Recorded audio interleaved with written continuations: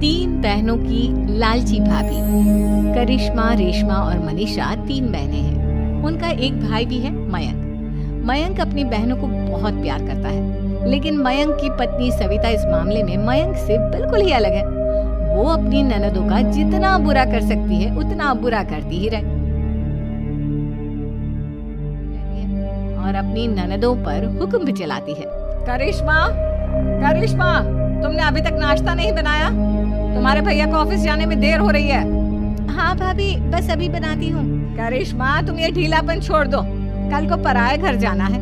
वहाँ अगर तुम इस तरह से काम करोगी तो लोग क्या कहेंगे कि माँ ने और भाभी ने कुछ सिखाया नहीं। और तुम्हारी दोनों बहनें कहाँ हैं? रेशमा मार्केट गई है और मनीषा सो रही है। क्या? सुबह के 8 बज रहे हैं और ये महारानी अभी भी सो रही है? ये कहते हुए सविता अपनी सास दुर्गा देवी के पास जाती है। माँ जी, देख रही हो अपनी बेटियों के तौर तरीके?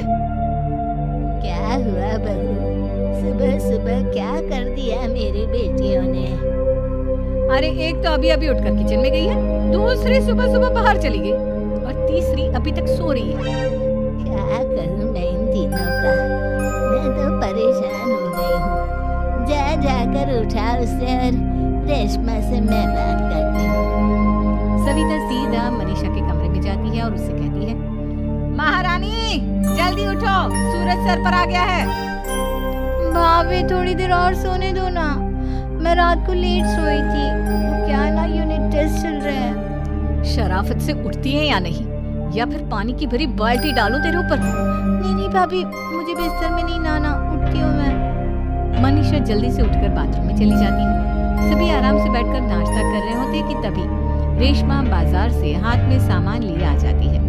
रेशमा को देखते ही सविता उस पर बरस पड़ती है। लो, आ गई महारानी। ऐसा भी क्या सामान लाना था जो सुबह आंख मलते ही बाजार की तरफ रवाना हो गई? भाभी, कल आप ही तो चीख रही थी कि घर का सारा सामान मुझे ही लाना पड़ता है, घर में किसी को भी किसी काम से कोई लेना देना नहीं है। अब मैं बाजार जाकर सामान ले आई तो आपको इस बात से भी तकलीफ हो रही है? देख रही हो माँ जी, अपनी बेटी की जुबान कैंची से भी तेज चलती है। और मयंक, आप तो कुछ कहेंगे नहीं अपनी लाडली बहन को। रेशमा, अपनी भाभी से ऐसे बात नहीं करते। चलो माफी मांगो। भैया, मैं क्यों माफी मांगू? आप भाभी से बोलिए ना कि हम पर कम हुक्म चलाया करे। हम इस घर की बेटियां हैं और आपकी पत्नी की ननद है, नौकरानी नहीं। लो, कर लो बात। इनकी भलाई के लिए कुछ भी बोलो तो इन्हें बुरा लग जाता है। इस घर में यही इज्जत है मेरी। देख लो माँ जी, आपकी बेटी किस लहजे में मुझसे बात कर रही है। सविता वहाँ से चली जाती है। मयंक को बहुत गुस्सा आता है, वो भी वहाँ से चला जाता है। फिर करिश्मा रेशमा को समझाती है, रेशमा, तुम्हें भाभी से माफी मांग लेनी चाहिए थी ना। लेकिन दीदी, मैंने कुछ किया ही नहीं, तो मैं माफी क्यों मांगू? हाँ करिश्मा दीदी, रेशमा दीदी जैसे ही घर में आई भाभी ही उन पर चिल्ला रही थी। हाँ, मैं मानती हूँ कि गलती भाभी की थी। मैं तो इसलिए बोल रही हूँ कि भाभी ने माँ को तो पूरी तरह अपने वश में कर लिया है। वो हमारी बात सुनती ही नहीं। मयंक भैया हमारे लिए हमेशा खड़े रहते हैं, इसलिए उनकी बात का मान तो तुम्हें रखना चाहिए था ना। कोई फायदा नहीं दीदी, कुछ दिनों की बात और है, भाभी उन्हें भी हमारे खिलाफ भड़का देंगी। फिर वो भी माँ की तरह हमारी किसी बात का विश्वास नहीं करेंगे। इसी तरह सविता अपनी तीनों ननदों को किसी न किसी बात पर परेशान करती रहती थी। एक दिन मयंक अपनी तीनों बहनों के लिए गिफ्ट लाया। क्या रेशमा, ये तुम्हारे लिए हार का सेट, रेशमा तुम्हारे लिए सुंदर सी ड्रेस, और मनीषा, तुम्हें किताबें पसंद है ना, तुम्हारे लिए किताबें लाया हूँ। थैंक यू भैया। थैंक यू भैया। थैंक यू भैया। करिश्मा, तुम्हारा नेकलेस कितना सुंदर है, ये भैया कहाँ से ले आए होंगे? मैंने भैया को 3 दिन पहले फोन पर ये डिजाइन दिखाया था और आज भैया ये ले आए। सविता तो अपनी ननदों के गिफ्ट्स देखकर जल गई और करिश्मा का नेकलेस तो उसे भी बहुत पसंद आया था। अपनी बहनों के लिए कितना अच्छा नेकलेस लेकर आए हैं, मुझे कभी कोई गिफ्ट नहीं दिया। मैं आज ही ये हार चुरा लूंगी। रात में सविता करिश्मा का हार चुरा लेती है और इसी तरह उसे अपनी ननदों की जो भी चीज़ अच्छी लगती वो उसे मांगती नहीं, बल्कि रात के अंधेरे में चुरा लेती। इसी तरह दिन बीतते गए और सविता ने मयंक के दिल में भी उसकी बहनों के लिए नफरत पैदा कर दी। एक दिन मयंक ने करिश्मा और रेशमा के लिए रिश्ता देखा और ये बात उसने घर में सबको बताई।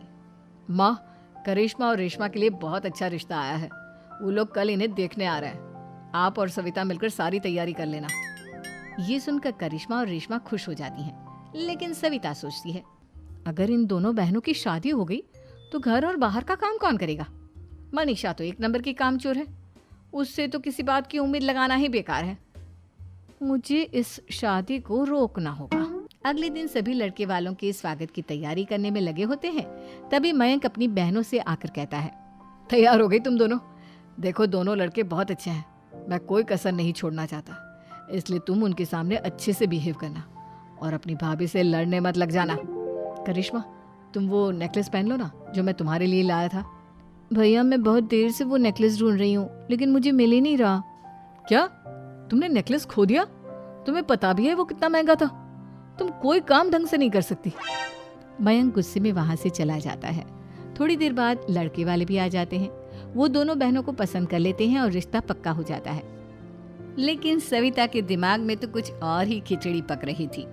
वो पंडित जी के पास करिश्मा की कुंडली लेकर जाती है और उन्हें पैसे देकर करिश्मा की कुंडली बदलवा देती है। जब लड़के वालों के पास करिश्मा की कुंडली जाती है तो वो दुर्गा को फोन करते हैं। बहन जी, हमने करिश्मा की कुंडली अपने पंडित जी को दिखाई थी। आपकी बेटी की कुंडली नहीं बल्कि दोषों का पिटारा है। देखिए, मैं और मेरे पति इन सब बातों में बहुत विश्वास करते हैं, इसलिए हम आपकी बेटी से अपने बेटे की शादी नहीं करा सकते। इस तरह करिश्मा का रिश्ता टूट जाता है और सभी घर वालों को बहुत दुख होता है। अब कविता सोचती है, चलो करिश्मा का तो रिश्ता टूट गया, अब रेशमा का भी रिश्ता तोड़ना है। क्या करूं? अब सविता आवाज बदलकर किसी अननोन नंबर से रेशमा के होने वाले ससुराल में फोन करती है। हेलो, मैं कौन हूँ कौन नहीं ये आपके लिए जानना ज़रूरी नहीं। बस इतना सुन लो कि रेशमा का 2 साल से किसी के साथ अफेयर चल रहा है। बस रेशमा का रिश्ता तोड़वाने के लिए सविता का इतना कहना काफी था। अब रेशमा का भी रिश्ता टूट गया। मयंक और दुर्गा देवी ने रेशमा को खूब खरी खोटी सुनाई और उससे बार बार उस लड़के के बारे में पूछने लगे। आप दोनों मुझे क्यों परेशान कर रहे हो? अरे कोई लड़का होगा मेरी लाइफ में तो मैं बताऊंगी ना, जब कोई है ही नहीं तो कहाँ से लाऊं मैं कोई लड़का? तो तेरे होने वाले ससुराल वालों को फोन किसने किया था? माँ मैं नहीं जानती किसने फोन किया था, मैं सच कह रही हूँ। मैं तो पहले ही कह रही थी इसकी लगाम खींच कर रखो, लेकिन मेरी सुनता ही कौन है। आप चुप रहिए भाभी, ये सब आपका ही किया धरा है। अब तीनों बहनों को विश्वास हो जाता है कि ये सब उनकी भाभी ही कर रही है। तीनों बहनें अपनी भाभी को सबक सिखाने के लिए एक वकील कर लेती है और घर में हिस्सा मांगना। देखो भैया, माँ बाप की जायदाद में जितना बेटों का हक होता है उतना ही बेटियों का, इसलिए इस घर के 4 हिस्से होंगे और हमें अपना हिस्सा चाहिए। मैंने तुम्हारे लिए क्या क्या नहीं किया और तुम इस घर में हिस्सा मांग रही हो? भैया, आप और माँ हम बहनों की कोई बात नहीं सुनते हो और भाभी हमारी शादी नहीं होने देगी क्योंकि उन्हें लगता है कि आप हमारी शादी में ज्यादा पैसा लगाओगे और उन्हें हम जैसी फ्री की नौकरानी कहाँ मिलेगी। तो हम भाभी के साथ तो रह नहीं सकते, हम बहनों को अपना हिस्सा चाहिए। अरे तुम्हें शर्म आनी चाहिए अपनी भाभी पर ऐसा इल्जाम लगाते हुए। वो तुम्हारे बारे में कितना सोचती है। हाँ माँ, भाभी हमारे बारे में बहुत सोचती है। दिन रात बस यही सोचती रहती है कि किस तरह से अपनी तीनों ननदों को परेशान करूं और कभी मुझे पढ़ने भी नहीं देती। दोनों बहनों का रिश्ता भी तो इन्होंने ही तोड़वाया है और रात में हमारे कमरे में आकर हमारी चीजें भी चुराती हैं। इसी तरह सविता की तीनों ननदें अपनी बात पर अड़ी रही। अब कोर्ट में तारीख भी शुरू हो गई। जब सविता को लगा कि उसकी तीनों ननद इतनी आसानी से नहीं मानने वाली, तो उसने अपने पति और सास को सारी सच्चाई बता दी और अपनी तीनों ननद से माफी मांगी।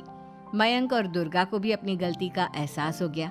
अब सविता खुद करिश्मा और रेशमा के लिए अच्छा रिश्ता ढूंढती है और उनकी शादी करवाती है।